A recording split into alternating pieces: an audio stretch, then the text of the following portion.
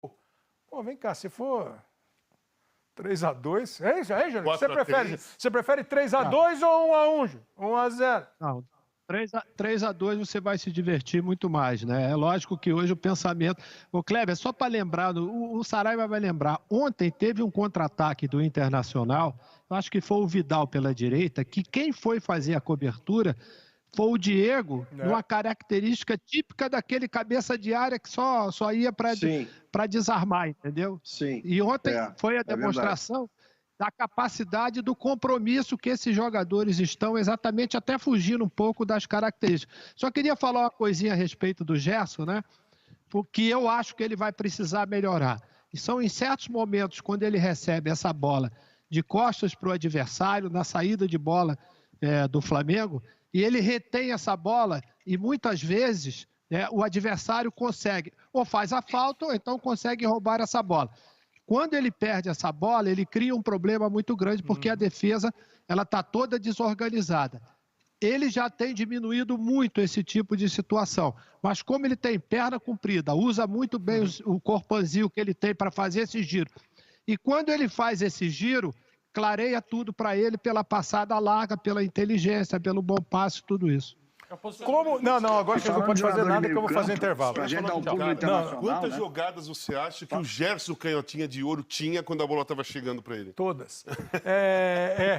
Falar em jogador de meio campo, Kleber, a importância para falar do Internacional, o Edenilson é impressionante o que ele está jogando, o domínio que ele tem no meio campo, a força física que tem, a movimentação que ele tem no meio campo. E olha, eu fiquei impressionado, porque o batedor de pênalti do Internacional, se eu estiver errado, o Maurício me corrija, era o Galhardo, que é o artilheiro do time, né?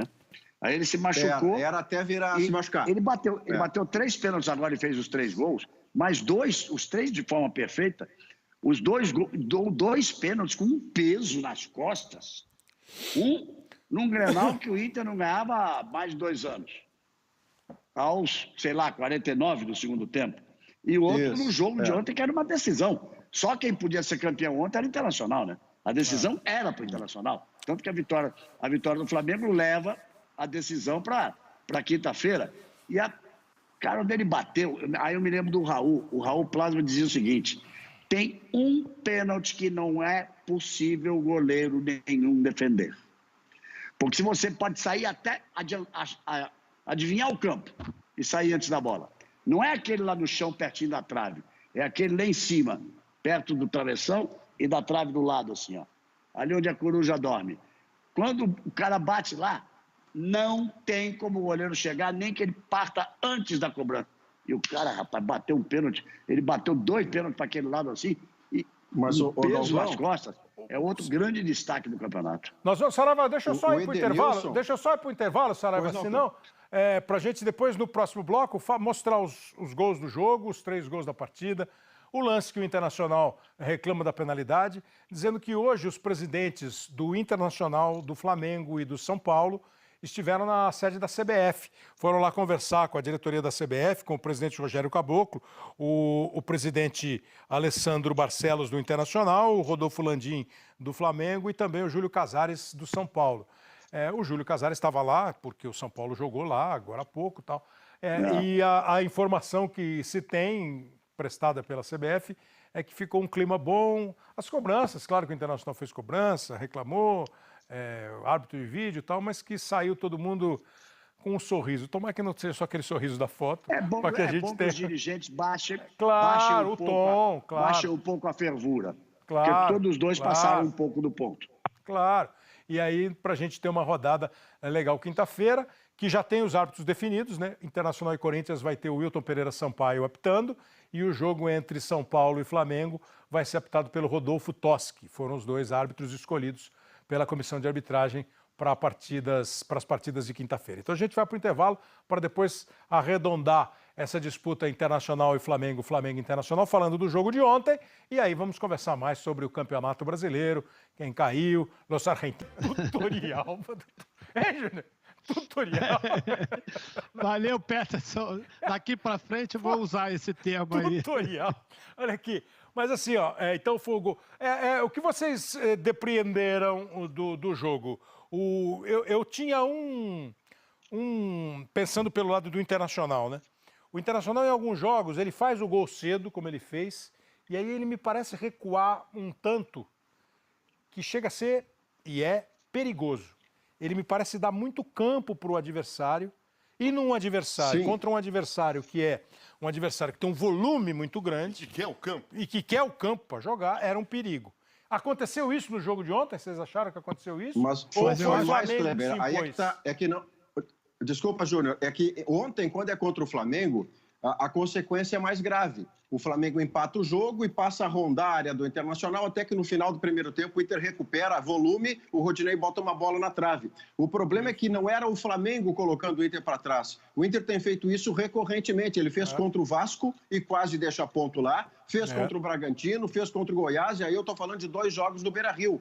Isso não tira nada do mérito espantoso do Abel em fazer o time que fez de emergência. Nós não podemos esquecer que o Inter encaixa dentro do Brasileiro depois que o Abel vence uma coronavírus, ganha do Boca da Libertadores e não se classifica, é eliminado nos pênaltis, e aí no Brasileirão ele começa uma recuperação absolutamente improvável. E o time dele encaixa nessa mistura de jovens como o Caio Vidal e o Yuri Alberto, o Galhardo fora por lesão, o Edenilson de volta a um lugar onde ele se sente bem e o Patrick sendo um protagonista que ele não era até então e votei nele para melhor jogador do Campeonato Brasileiro. Então esse Inter, com todos os méritos que tem, às vezes comete um erro que se repete, que é fazer o gol e dar tanto campo para o seu adversário, independente da qualidade dele, que ele acaba por empatar a partida.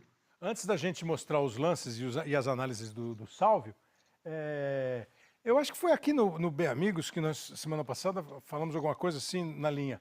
É o tipo do jogo onde os dois... Acho que foi você, né? Se sentem mais confortáveis. Onde os dois vão jogar do jeito que eles gostam. O Flamengo tentando impor o jogo e o Internacional agindo e reagindo. O Internacional agiu, fez 1-0 e aí jogou para reagir. Foi por aí o mesmo jogo? Eu não esperava outro jogo, não, Kleber. Eu não esperava outro jogo diferente, não. O Flamengo vai jogar da sua forma de jogar. Com a posse de bola no campo do adversário, com o domínio do jogo, e o Inter, com a sua capacidade de marcação. Não é que o Inter jogue no contra-ataque, o Inter talvez seja, no momento hoje, o time do futebol brasileiro, que ele tem mais, acho que o Casa falou isso, ou foi o Caio, que ele tem mais capacidade de chegar agredindo, né? Agredindo o gol adversário, com mais velocidade, com os jogadores se movimentando, está muito bem montado para isso. Então, o jogo foi dentro daquilo que eu esperava, com a característica de cada um.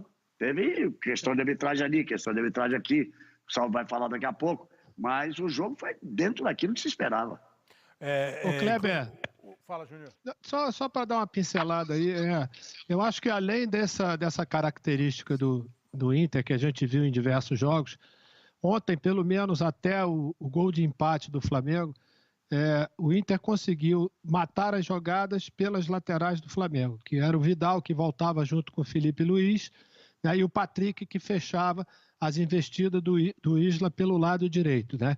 E a gente terminou vendo depois que o Felipe Luiz ele começa a fugir da lateral, ele passa a jogar um pouco mais pelo meio, que é para exatamente poder criar um espaço lá para poder o Bruno Henrique ficar mano a mano com o Rodinei. E a parte tática que foi montada pelo Abel para poder tentar, né, vamos dizer, minimizar toda essa iniciativa do Flamengo, ela funcionou até um certo ponto, até mesmo porque o Flamengo não encontrando esse espaço e estava com essa troca de passe lenta ali, dava essa capacidade do Inter, com esse compromisso de marcação, realmente criar uma série de problemas para o Flamengo. Tanto que o Lomba, se você for lembrar, até os 20 e poucos minutos não tinha feito nenhuma defesa. Bom, o que me chamou a atenção no Flamengo, já tem duas coisas que... No final do primeiro tempo, o Rodinei explode uma bola na travessão, que o Inter podia ter saído na frente no final do primeiro tempo, e mesmo depois de sentir pela expulsão logo no princípio do Rodinei, teve uma grande oportunidade de empate com o Dourado, se não me engano, uma bola que escapou do controle do Rodrigo Caio, que ele bateu de esquerda, pertinho ali da linha da pequena área, de frente a frente com o Hugo, ele bateu fraco e em cima do goleiro. Qualquer para um lado que saia, para um lado de cá ou para um lado de lá, ou se espirra no taco dele, acabava fazendo o gol. Então o Inter ainda, mesmo assim, ainda conseguiu chegar. Por isso, com todas essas explicações táticas que o Júnior deu, um jogo dentro daquilo que se esperava. Acho que, inclusive, os dois técnicos foram muito bem. Não, desculpa. Não, vai, falou uma coisa que me chamou a atenção pela questão os jogadores do Flamengo, talvez seja o time do Brasil que mais consiga fazer os seus principais jogadores, aqueles que têm maior capacidade de definição, receberem a bola perto da área adversária, porque tanta qualidade que tem de trás, né? Eles não precisam voltar, você não precisa ficar vendo o Everton Ribeiro voltar o tempo todo perto do zagueiro. O zagueiro faz a bola chegar nele, o Felipe faz a bola chegar neles. Isso faz um ganho muito grande contra um time que está andando para trás, né? Você não perde tempo na jogada, na construção. E no segundo tempo, a gente viu o Gabriel e Pedro juntos por algum tempo, depois que o Rodinei foi expulso, numa formação que foi treinada durante a semana para jogar 11 contra 11. O Rogério treinou esse jeito, com o Everton um pouco mais aberto na direita, sem lateral, os três enfiados, Gabriel, Pedro e Bruno Henrique, imaginando que o Flamengo precisaria fazer o gol da vitória, mas no 11 contra 11. Quando ele viu 11 contra 10, ele não teve dúvida em colocar. E isso é muito interessante, porque também é uma coisa que o Flamengo herda da brilhante temporada de 2019, um time que, às vezes, você vai, o Flamengo toma muito gol, o zagueiro é lento, fica um campo enorme nas costas. É uma opção, para mim, interessantíssima, atualíssima, que os principais times do mundo fazem, de você adiantar o seu time para que você tenha menos campo para você fazer a bola, para você correr. A bola corre, como diria Gerson, que tem que correr a bola. Tanto adversário. E aí o meia não precisa voltar tanto. Agora, tá certamente agora, assistindo o Flamengo, tá cheio de cara que tá com apito na boca, cartão amarelo na mão, e tá querendo saber do jogo. Os caras estão querendo apitar o jogo. As mensagens não param de chegar, todo mundo quer saber que nós achamos do cartão vermelho. Eu quero falar de mais um cartão, porque além de estranhar o vermelho, eu queria saber por que o Gustavo Henrique não tomou cartão amarelo. Eu não sei se o Salvio vai falar, mas vamos ouvir o Salvio primeiro, que certamente na análise que o Salvio faz dos dois lances, ele vai, nós vamos ver as imagens da Central do Apito, Salvio Spínola, em participação especial. Vocês falaram de roteiro, diretor, então o filme tem elenco, estrelando, participação especial. Salvio Spínola. Rodinei no Felipe Luiz, que lance polêmico, né? O árbitro tem que levar em consideração a forma e onde atingiu. Rodinei foi forte, com a sola da chuteira, atingiu o tornozelo do Felipe Luiz. Mas esse lance, para cartão amarelo, é pouco, para vermelho, é muito. Aí o árbitro tem que levar em consideração o contexto, o jogo, qual a temperatura do jogo, como estava o jogo naquele momento para tomar uma decisão. Olhando o lance isoladamente, para mim, cartão amarelo, vermelho, exagero. Pois é, quer dizer, exagero, porque e isso do movimento que é fundamental, você prestou bem atenção, que eu estava falando aqui com o Casa. Quando o cara vai com o lado, né? Que ele alto, levanta e ele solta o pé aqui. Ali, ele pegou, mas você vê que ele pega com ele estica. Onde é que eu tô?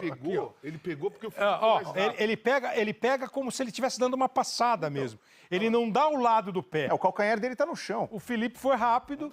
Então, assim, o Saraiva falou que na central do apito hoje do Seleção, os três ficaram com o amarelo, é isso? Sim, isso. Isso mesmo. E nós estamos como aqui? Galvão, vai, Galvão, você vai ser o primeiro árbitro. Árbitro de vídeo e árbitro de campo. Veja só, o Rodney hoje fez uma postagem dizendo que a gente não tinha a menor intenção, o próprio Felipe Luiz sabe isso, e o Felipe Luiz curtiu a opinião do Rodinei. O Dourado disse que o Diego, ao lado dele, teria falado, vai ser cartão amarelo. Porque alguém chamou a atenção aí, o calcanhar dele está no chão. Ele não é aquilo que ele vem por cima. Não houve a intenção. A minha maneira de ver, não houve a intenção. E hoje eu fui conversar, quando as coisas aconteceram, eu vou conversar com o Arnaldo, né? Eu fui conversar com o Arnaldo para perguntar a ele. Confesso que tinha uma dúvida. Quando acontece isso, porque ele não deu cartão nenhum, ele deu uma falta. Aí o VAR chama. Aquela famosa, o VAR chamou, ele foi lá ver. Eu disse, quando ele vai ver, ele é obrigado, ele é obrigado ou não dar cartão. Então, o Arnaldo, ainda vou consultar direito. Consultou e me respondeu. Ele pode dar o que ele quiser. Exato. Ele pode não dar cartão, ele pode dar um cartão amarelo e ele pode dar um cartão vermelho. Então, é interpretativo do árbitro. Eu achei inteiramente fora de propósito o cartão vermelho. É a bengala do VAR para o árbitro. O peso do jogo, naquele momento, ele usou a bengala do VAR. Porque como ele não deu o cartão, quem estava arbitrando no VAR deve ter chamado, vem cá, vem, para ver que é para vermelho. Não sei. Não sei se hoje mostraram na CBF para os presidentes dos clubes, eles queriam ouvir o diálogo, né? Que a Libertadores solta o diálogo, né? Já falei várias vezes aqui que a CBF devia soltar. Então, ele tinha sim a opção dele. Está dando problema na conexão do Galvão, de vez em quando está dando uma travada, porque isso é fundamental. Amarelo, tá, Kleber? Porque isso é fundamental. Pelas razões já expostas. Porque isso é fundamental a gente ver assim. O árbitro de vídeo, ele pode ser inoportuno, ele pode ser apressado, ele pode ser ansioso, o que você quiser. Quem dá amarelo, quem dá vermelho, quem marca falta, quem marca pênalti é o árbitro de campo. E eu acho que o Rafael Claus, se não for o melhor, está no top 3. O VAR era o Rodrigo Guarizo do Amaral. Rodrigo Guarizo. Dar nome. Rodrigo Guarizo do Amaral era o árbitro de vídeo. Então, o que acontece? É isso que o Arnaldo contou. O cara, você está apitando o jogo, você marca a falta, você não dá nada. O árbitro de vídeo checa. E certamente ele chama o árbitro e fala, tem um pisão ali. Ele pisou no tornozelo do Felipe Luiz. O Claus foi ver o lance. Ao ver o lance, o Claus entendeu. Agora, tem uma série de coisas que, para mim, mais do que fazer, quando o Galvão falou, baixar um pouco o tom, porque às vezes os caras jogam também. Você entende perfeitamente quando um dirigente, um jogador, o torcedor fica bravo, fica se sentindo prejudicado, às vezes é prejudicado. Eu nunca acredito que o cara está prejudicando de propósito. Eu sei que tem quem acredite, é o eixo Rio-São Paulo, é isso, é aquilo, isso tudo tem, né? Tudo tem. Tem o árbitro que sai do tom, tem o dirigente que sai do tom. Mas, assim, o árbitro, ele tem todo o poder de falar assim, não foi, eu não acho. Agora, é interpretativo. E nós precisamos cada vez mais, Júnior, que isso deve ter acontecido com você, aconteceu com o Caio, aconteceu com o Casa, aconteceu com os nossos comentaristas de arbitragem, o Arnaldo, que foi o primeiro lá em 89. Uma coisa é você ver o jogo no campo, a outra coisa é você ver o jogo na televisão. Você precisa aprender a ver a televisão, a história da velocidade, o ângulo, tudo isso é fundamental. Em cima disso, Kleber, o Sandro Meirahit faz uma reflexão interessante até nas redes sociais hoje, porque assim... Quem faz? O Sandro Meirahit. Deve ter circulado nos grupos aí, chegou no celular de todo mundo, um monte de montagens, de fotos, de lances parecidos com o lance de ontem, dizendo, nesse jogo ele deu amarelo, nesse jogo ele deu vermelho, nesse jogo ele deu amarelo. Então. Mas assim, analisar uma situação por uma foto é a reflexão do Sandro. Câmera lenta, ele naturalmente vai decidir logo por um cartão vermelho, entendeu? Porque acentua em câmera lenta a pisada. No lance normal, né, na velocidade normal do jogo, você não tem ideia que aquele pisão ali possa ter sido um pisão tão grave assim. Quando você olha em câmera lenta, você já falou isso, aí parece que fica mais acentuada, entendeu? Então, qual é o tipo de critério que ele usa? Será que é na velocidade normal? Se ele também usa na câmera lenta. Se foi na câmera lenta, naturalmente ele é influenciado, vamos dizer, para dar sempre os cartões vermelhos. Exatamente. Saraiva talvez possa confirmar, Kleber.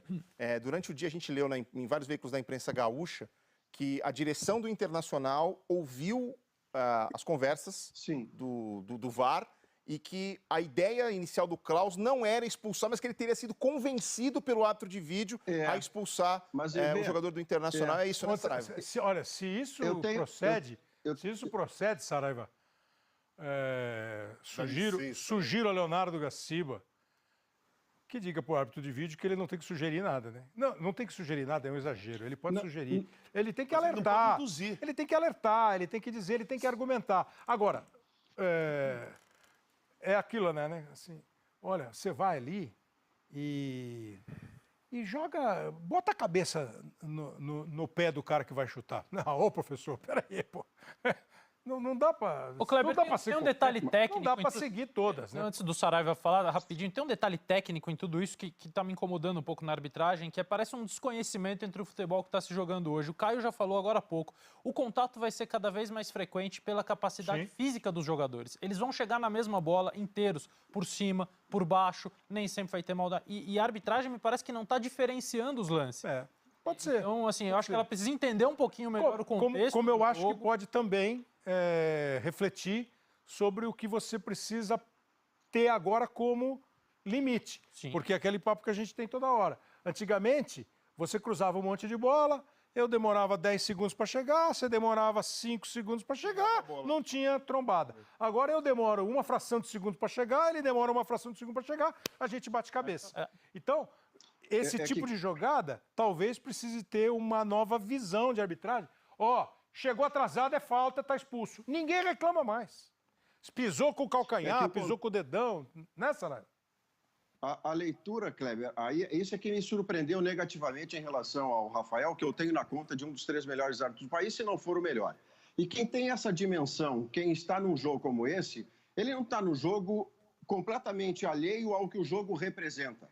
Então, se ele sai de uma falta marcada sem cartão nenhum, ele só tem que voltar para dar o vermelho se for algo assintoso que o convença definitivamente. E o lance não tem essa força. Então, com a leitura de cena que o Rafael não teve, e isso me surpreendeu negativamente, ele tinha que saber que neste jogo, menos é mais. Se você pode dar um cartão amarelo e não deixar um time com 1 a menos, e você não estará cometendo erro, você estará usando o critério que até foi parecido com os critérios anteriores que ele usou nesses lances aí que o EV falou, e eu vi esses lances em bola em movimento. O Globo Esporte no Rio Grande do Sul botou não só a foto. E eram, de fato, lances muito parecidos com o de domingo. E a diferença foi a cor do cartão.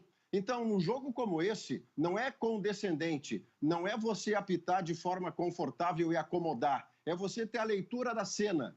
É uma expulsão irreversível? Não. É uma jogada que você pode dar um amarelo e não mexe no jogo. E quando eu digo mexer no jogo, não é o Rafael vendido nem desonesto. É mexer no jogo de modo que um dos times ficará com um jogador a menos. E isso poderá ser, aí sim, irreversível. Essa leitura de cena de um amarelo, que é consenso entre todos os nossos analistas de arbitragem, que ele não deu nem amarelo para ir direto no vermelho, o erro, para mim, fica ainda mais grave.